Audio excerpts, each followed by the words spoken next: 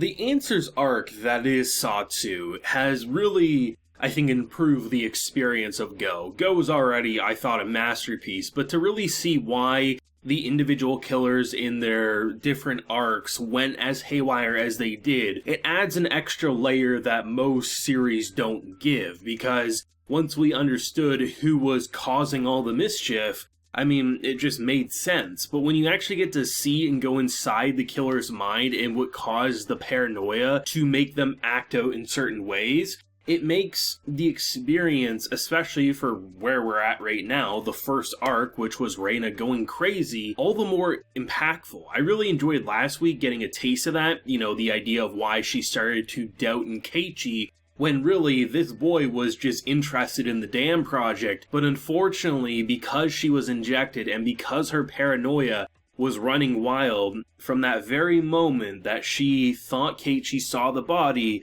it meant that everything after the fact just added more and more fuel to him needing to be disposed of. I think it's incredibly interesting because there definitely were certain aspects in Go that there was such a reaction that it caught me off guard. And I was like, wow, I guess she's just absolutely psycho, but you just kind of take it at face value. But there was actually reasons for every single outlandish behavior that this girl had going for her. Every time she popped up in a way in Go that was like, oh man, she must really is trying to kill him. No, she was either invited or she was simply doing something that was pretty normal. But by overhearing Keiichi constantly talk with the police officer or going inside his vehicle, clearly hiding some truths, it adds to such paranoia as the little shit Sadako is just grinning ear to ear like the Grinch who stole Christmas. And there's really no way to avoid the bloodshed. And it's pretty heartbreaking, but I have to say it makes the experience all the better.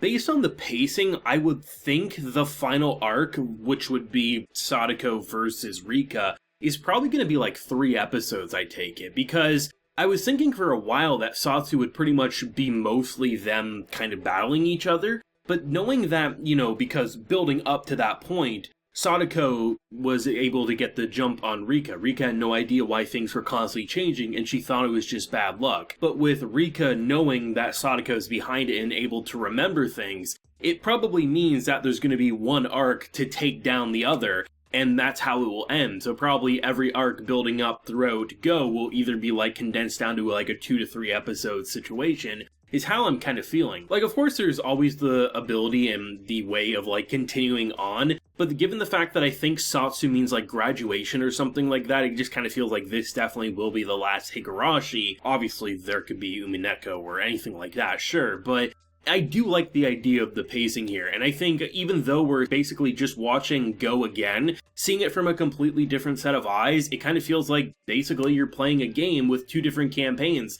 Things may overlap with each other, but they're 2 vastly different experiences. And I have to say, I didn't think you could top the horror of the intro arc in terms of what can you do to really make Reina's killing spree or her kind of horrifying popping up like Slender Man all the more frightening. Well, you just put us in her perspective.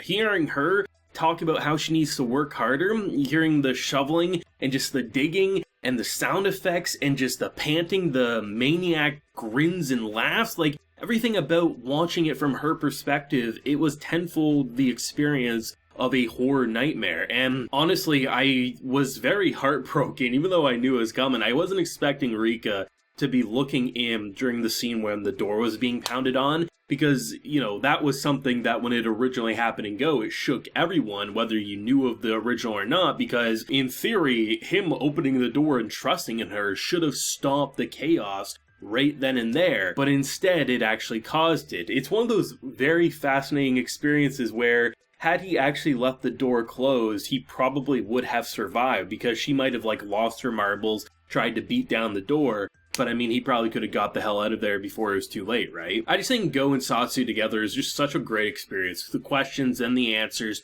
but it's going to be so interesting to see what's going to truly happen once the cat is actually out of the bag, because that's probably going to occur around the episode 10 or 9 mark, give or take, where, Sadako will reset, assuming Rika doesn't know, and Rika will say, hey bitch, you think you can keep messing with me, and then that will probably be the final battle. It'll be interesting to see what the final battle will look like, because it really feels like, honestly, how do you defeat her without killing her? But this is Higurashi, and it throws enough curveballs that anything could be possible, right? You still think the shard's probably going to play a factor from Go, but really it's anyone's guess. I just think just actually watching a character who, yeah, in this arc was pure evil, we understand what caused her to be that evil, but to actually get a justifiable reason for every action of what caused that paranoia to fuel further and further, I think was just a great experience, and I think I'm especially interested if they do touch upon it. I'd be shocked if they don't, because given what they're doing so far, it really feels like we're going to see every arc.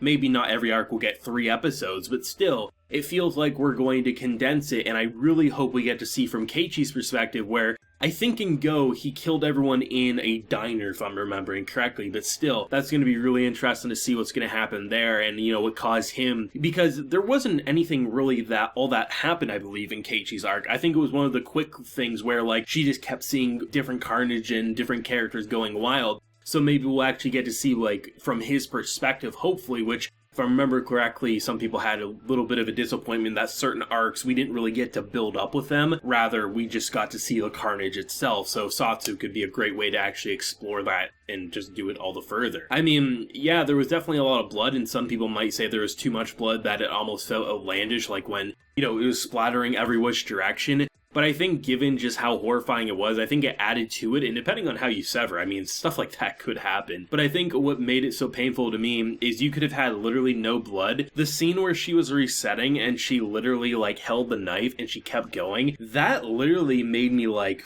flinch. I was like, holy shit, like, we've seen some gross shit in this show. But I think it was just something about just really seeing the defeat and just the stabbing. It was pretty heartbreaking and just so painful. And to see Sadako just, like, I don't know, just the proudness, right? That she can go over her friend's dead body because she's so broken, that she has such abandonment issues, that being from literally becoming what seems to be a god to this, like, it's really messed with her brain, and I will be shocked if somehow Rika saves her, but I mean, it's Higurashi, anything's possible. You gotta keep your friends close, but unfortunately, you gotta keep those enemies even closer, and sadly, both kind of go overlapping each other, and, you know, friends and enemies are kind of one and the same. One thing that did happen in this episode that I don't think was necessarily intentionally supposed to be better than any of the other episodes, but, like, in the first few episodes of Go, sound effects, I think, played an even heavier factor than in some of the other arcs. You know, the cicadas, all the just individual sound effects to really add that horror atmosphere.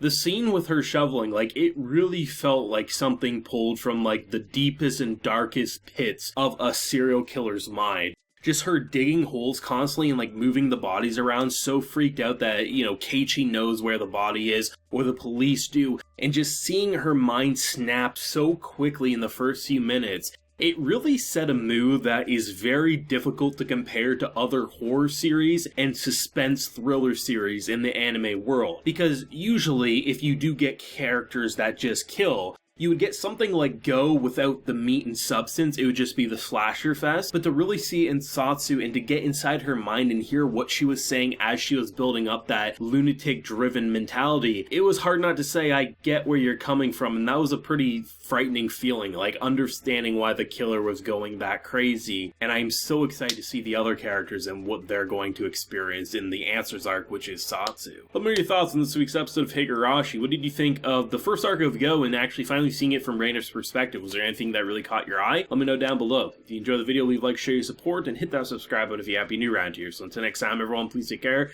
and have a good one.